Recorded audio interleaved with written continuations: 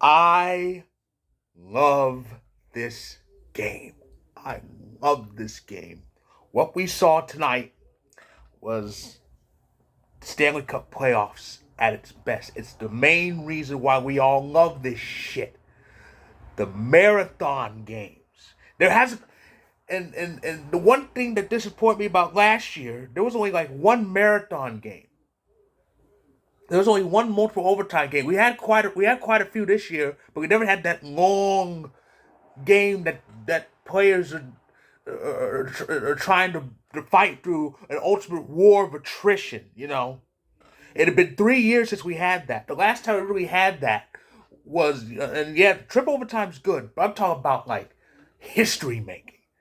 The last time we really, really had that, you got to go back to the bubble. You have to go all the way back to the bubble. That game one between Tampa and Columbus, 5 overtimes. It was insane. Tonight, I wasn't expecting this tonight. I knew it was gonna be close. Like I figured it'd be close, and it was.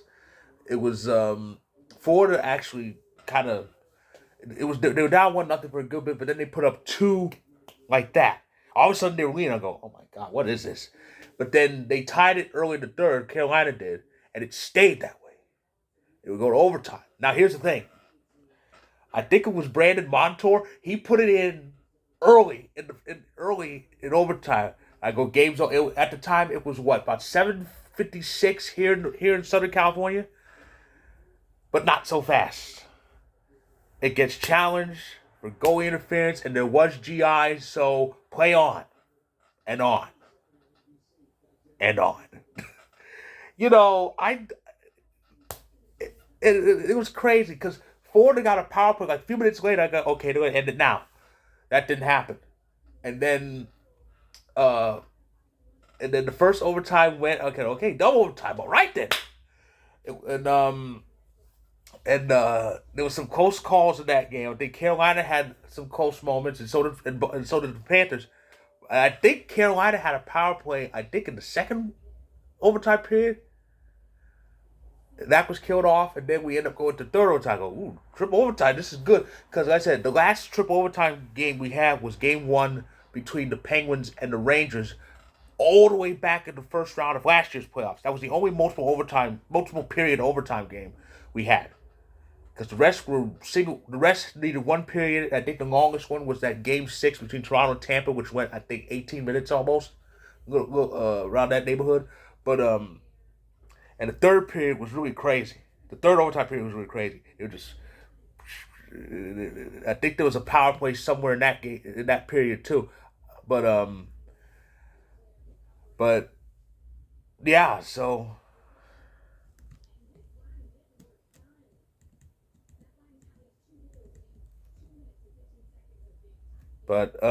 Nothing happened. Nothing in that third overtime. And I really thought somebody was going to end it, but no, nothing in that third overtime.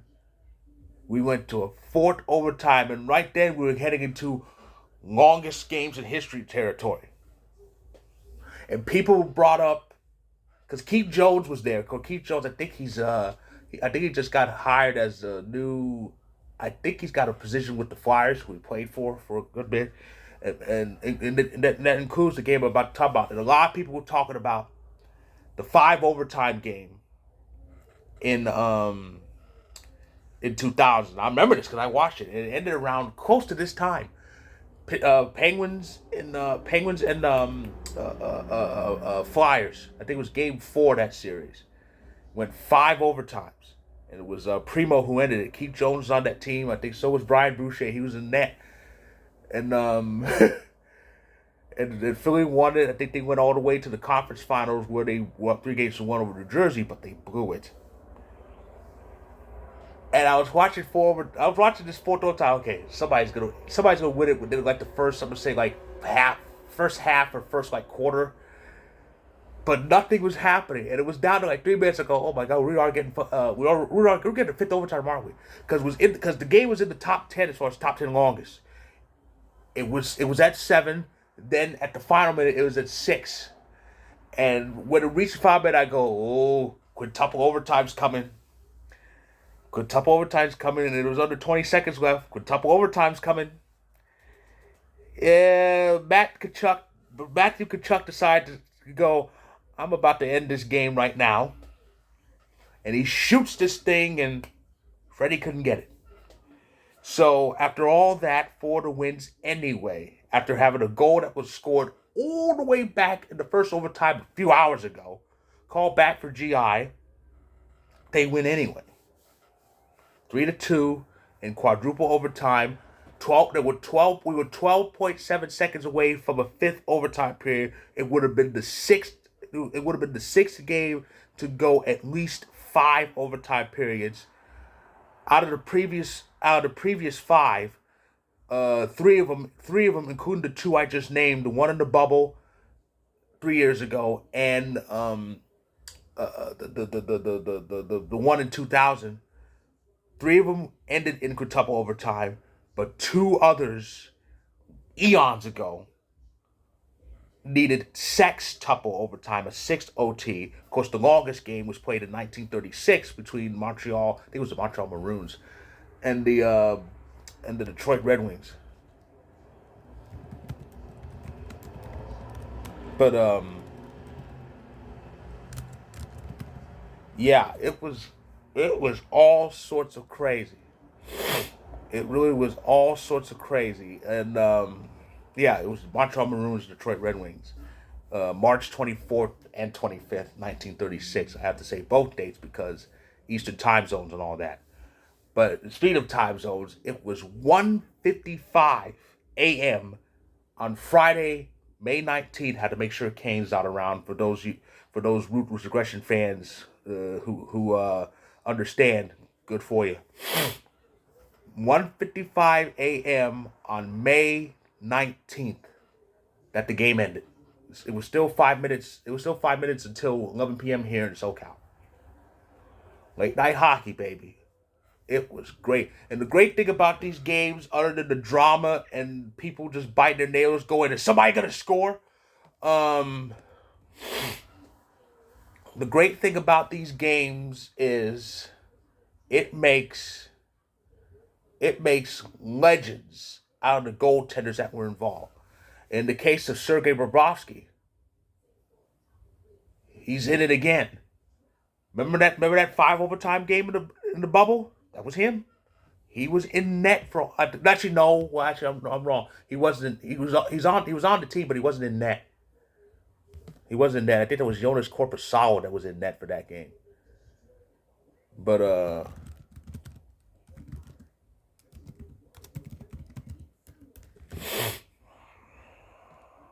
I think it was Jonas Korpisalo who was in net. Yeah, Jonas Korpisalo was in net. Of course, I think Bobrovsky was probably out of Columbus by then. But yeah, Korpisalo was in net, making all those crazy saves, and it was a wild, wild night, and it was a wild night tonight too. So the shots on goal overall were 65-60 in favor of the losing team, Carolina. Sergei Bobrovsky had 63 saves in the victory. Freddie Andersen had 57 in the loss. Again, that's the beauty of it. It makes legends out of these goalies. Even the goalie who lost the game. That's a lot of saves. That helps your save percentage. I mean, 57 out of 60. That's that's delicious. But it was they played a little more than the equivalent of 2 games, but it only counts as 1, and Florida's up 1-0 in the Eastern Conference Final. They have won since losing 3 of the first 4 games in that series against Boston. They have won. I think it's now 8 out of 9. Yeah, they've won 8 out of their last 9 games. It's insane. Not even a marathon game can stop the Panthers. It's ridiculous. So, really, Carolina's home ice advantage is kind of gone because the best Carolina can do for Game 2 is salvage a split by winning. If they lose, though, they'll be in the same boat that Toronto was in, down 0-2, heading to Sunrise. This could be a dangerous situation for the Canes, and the Canes are kind of due or overdue for a cup. So, but yeah, it was. Oh my God, it was crazy. I enjoyed every bit of it. This game started at 5 p.m. here in the West Coast, and it lasted almost 6 hours. That's exactly how I like my playoff hockey.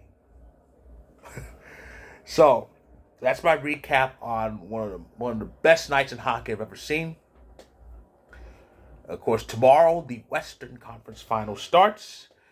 It's the Vegas Golden Knights and the Dallas Stars. Game 1 in Vegas tomorrow, and Game 2 of the Eastern Conference Final is Saturday. Florida looks to go up 2-0. Carolina needs to win to salvage a split.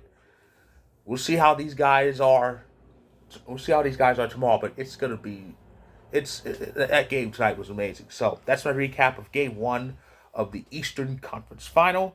If you like this video, click the like button, click subscribe if you want more. I'll be back tomorrow to recap the Western Conference Final, Game 1 of the Western Conference Final, which I doubt will be the classic like this one was. So stay tuned, and for those of you who sat through all 6 hours, breathe and rest.